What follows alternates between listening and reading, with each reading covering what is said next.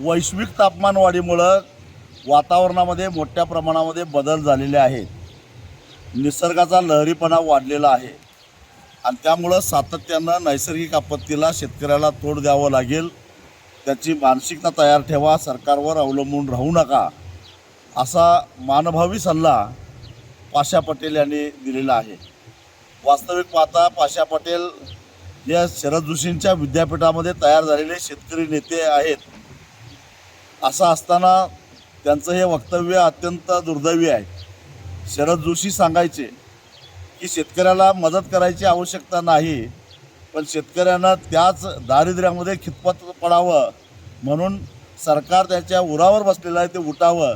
शेतकरी सक्षमपणानं स्वतःचा व्यवसाय करू शकेल.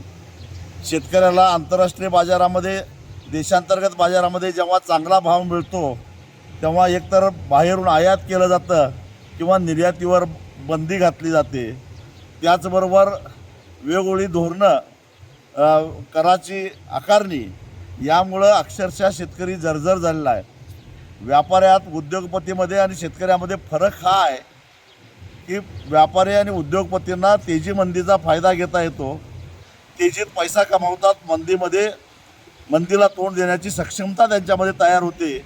या उलट शेतकऱ्याचं असतं. तेजी आली की सरकार काळं मांजर आडवं यावं त्या पद्धतीनं येतं. कधी निर्यात बंदी लावतं, कधी आयात करतं, कधी कर लावतं, कधी निर्यात कर लावतं. मग ते कांद्याच्या बाबतीत होतं, सोयाबीनच्या बाबतीत होतं, कापसाच्या बाबतीत होतं, साखरेच्या बाबतीत होतं. सगळ्या पिकांच्या बाबतीत हीच सरकारची बोंबाबोंब आहे.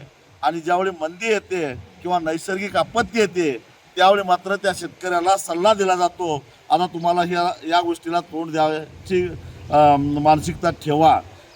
पाशा पटेल बोलत नाहीत, तर पाशा पटेलच्या तोंडातून सरकार बोलायला लागलेलं आहे. सरकारनं सांगावं की त्यांनी निर्यातबंदी का लावली, कांद्यावर का, साखरेवर निर्यातबंदी लावली का, पाम तेल आयातीवरचा आयात कर कमी केला का, अमेरिकेच्या दबावाला बळी पडून कापसावरचं आयातबंदी आणि आयात शुल्क हटवलं. या गोष्टीचं उत्तर द्यावं आणि मग शेतकऱ्यानं मंदीला किंवा नैसर्गिक आपत्तीला तोंड देण्याची मानसिकता तयार ठेवावी. अशा प्रकारचं वक्तव्य करावं. एकतर शेतकऱ्याला मदत करत नाही, उलट शेतकरी 4 पैसे कमवायला लागला तर त्याला अडवता, त्याला त्रास देता आणि नैसर्गिक आपत्तीचं नाव सांगता, हे चालणार नाही.